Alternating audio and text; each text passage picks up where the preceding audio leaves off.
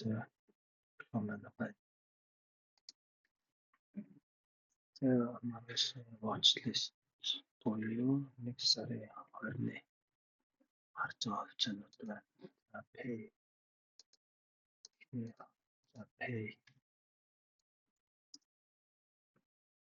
гэдэг энэ дээр pay гэдэг энэ компани агуу сайн явж байгаа. 2-3 удаагийн өмнө орлогын тайлан 9%-аар дагуулсан байсан аналистуудыг дараа нь 6%, дараа нь хамгийн сүүлд 10%-аар дагуулсан байсан аналистын эстимэйттэй. Тэгээд ингэ дандаа энэ рейнжинд ингэж гоё явдаг хувьцаа. Одоо энэ хувьцаа энэ доотлын нэг шалгасан. Одоо сүүлч удаагийн тайлангаас хойш. Одоо дахиад энд шалгаж магадгүй эсвэл хэмжээнээс ингээд дэшээ явчих واخ. Одоо шалгах юм бол 28 дээр нэг. Хэрвээ доошлох юм бол 28 хавцаа нэг 2-3 хоногийн дараагаас очичоод буцаад дэшлэн. Тэгэхээр зэрэг энэ бол бас гоё сонголт байна. Найдвартай гэх юм уу. Тэгэхээр хэр хурдан дэшлэхийг нь сайн мэдэхгүй байна. Ямар ч хэлсэн. Одоо дараагийн опшн бол 31 өдрийн опшн үлдсэн байгаа. Сартаа нэг ч юм уу сар ахстай нэг опшнтай. Тэгэхээр ер нь одоо энэ маргааш нэг өдөр доошлоо гэвэл 29-ийн энэ опшн 31 өдрийн дараах энэ опшн 29-ийн опшныг авчвал бүрсэн. Амжихгүй л явахтай 30-31 өдрийн авчих. Энд дээр бол нөө цахаагдсан учраас үнэн буруу болцсон байгаа. Маргааш цахаа хонгохоор өмнөд нь зөвөр гарч ирэх баг. Тэгээ яварчсан энэ бол дахиад энэ дээр очих нь бол найдвартай. Ер нь бол юм тогтмолтой өсөлт хийж байгаа компани. Ер нь бол ингээд байнга дэшегээ явах чиглэлтэй. Тэгэхээр энэ 31 өдрийн дараа бол энэ дээр толж очихгүй маа гэдэг яварчсан. Энэ буцаад энэ 33 ч юм уу энэ хавцаал найдвартай очих гэж харж байгаа. Тэгэхээр маргааш та очил үнэх ойлгох. Тэгээд нэг ойролцоогоор нэг за ядаж те сарын дараа бол хангалттай 32-34 энэ дээр бол очиж байгаа гэж бодож байна. Тэгэхээр энийг бол өсөх талд нь харж байгаа юм байна. Тэгэхээр 31-тэй 32-тай маргааш нэг өдөр 29-өөс доош орчуулсан амжилт бол 29-ийн опшныг бас авчвал бүр сайн байна. За энэ миний зэрэглэлээр 3 дугаар зэрэглэл явж байгаа. SKWD гэдэг. За зэрэглэлээр гэх юм бол энэ опшнд энэ хавцаанд бүр дуртай. Яг тэгвэл энэ хавцаа бас яг энэ рейнжин дотор энэ юу яаж байгаа рейнжин дотор явж байгаа. Тэгээд өсөлт хийж эхэлснээр ер нь бол харгалзсан байгаа. Яг нь дахиад энэ 45-ыг шалгуун л нэг хамааралтай биш. Хамгийн гол энэ бас айгүй өсөлттэй явж байгаа. Өнгөрсөн дээр 1.49 энэ дээр 11.2% аналистуудын таамаглалыг эвдсэн. Одоо сүүлийнх нь 33% аналистуудын таамаглалыг эвдсэн. Энд EPS бол нэг хамааралтай биш. Ер нь хүмүүс хамааралтай гэдэгт энэ бол гол компани өсөлтийг илэрхийлж чадахгүй. Энэ хвцааны хувьд бол ascending trial явж байгаа ч гэсэн одоо энэчнээс дахиад энэ 51 ч юм уу энэ хвцааг бол дорхно шалгах. Энэ бол номер 1-т харж байгаа хвцаа байна. Энд өсөлт бол байнгын тогтмол өсөлттэй явж байгаа. Одоо энэчнээс ингэж харж байна бас revenue гэдэг нь тайлан гэв юм бол орлого нь 5.35 байсан. Одоо энэ дээр 5.84 энэ дээр 600 хэд гэдэг тогтмол юм өсөлттэй явж байгаа. Аналистийн эстимейтээс гадна ч та тийм.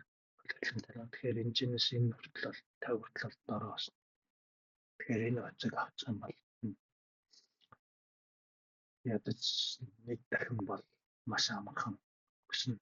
Энэ опшны хувьд гэдэг волюм нь одоо 8 л гэж байна. Жон волюм багтаа ч магадгүй л гэхдээ энэ маш сайн хвцаа байна. Дараагийнх нь SLN баггүй болсон биш.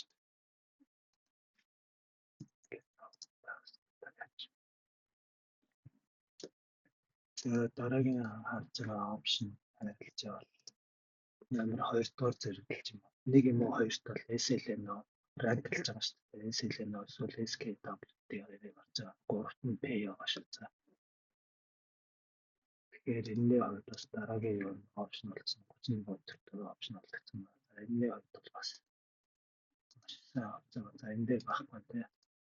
За энэ дээр өнгөрсөн дээр analyst estimate-ийг 29%-аар давуулан бэлдүүлсэн. Тэгээд орлого нь 32-65 миллионын орлого хийсэн. Дараагийнх дээр болохоор 66% орлого хийсэн. Компани бол тогтмол өсөлттэй явж байгаа.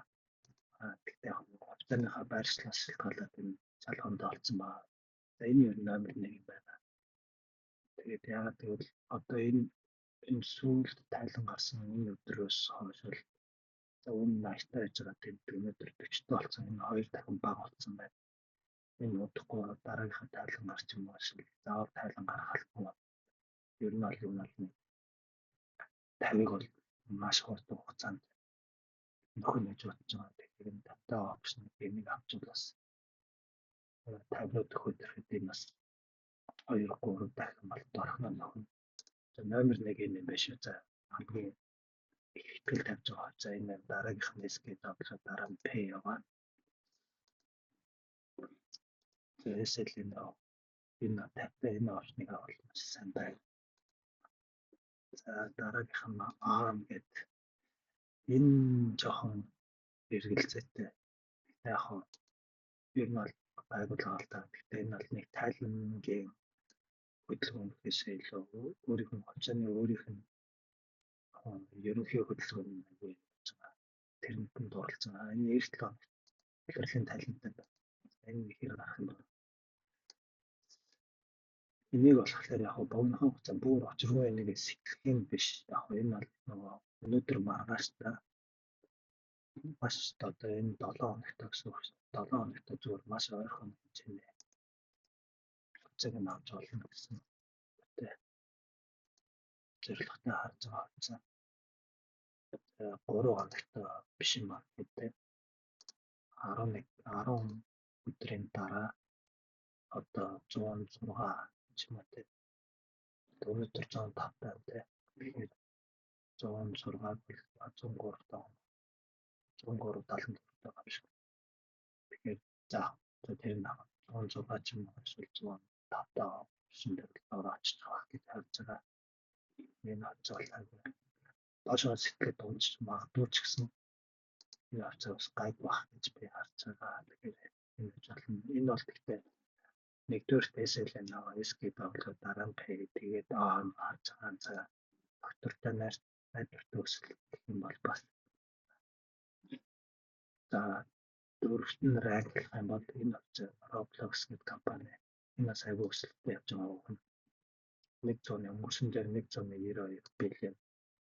Тэрний өмнө 143 биллионы ашиг хийсэн. За энэ дээр өссөн байгаа нь энэ сэргэх цэгийг жоохон баталгаажуулж эхэлж байгаа гэсэн утгатай байж болно. Энэний опшныг бас авч болно.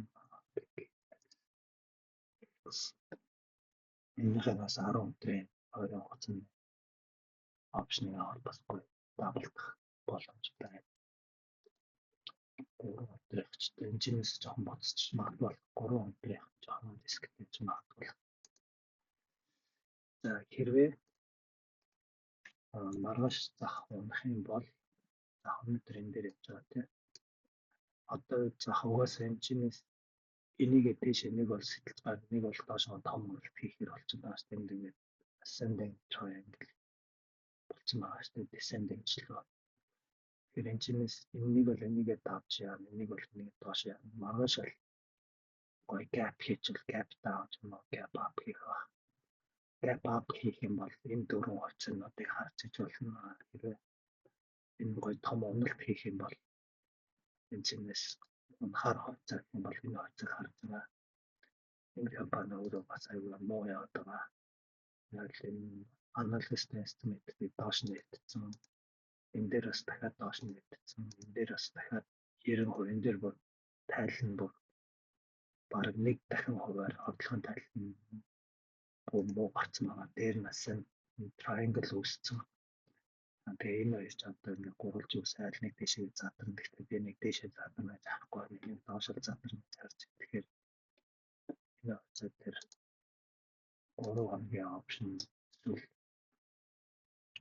эсвэл 10 өдрийн опшн доошоо энэ put-тэй put option 9 чинь доблос шүү дээ.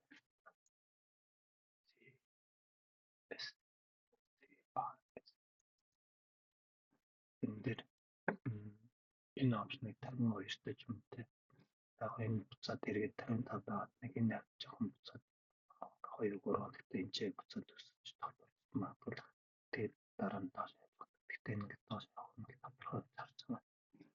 Тийм учраас нэг put option буюу энэ чигээс нот заваа бол бас 2-3 хоног гоё хуцаа харагдаж байна. Унах юм бол унах юм ганцхан нэг л харж байгаа бодлоо.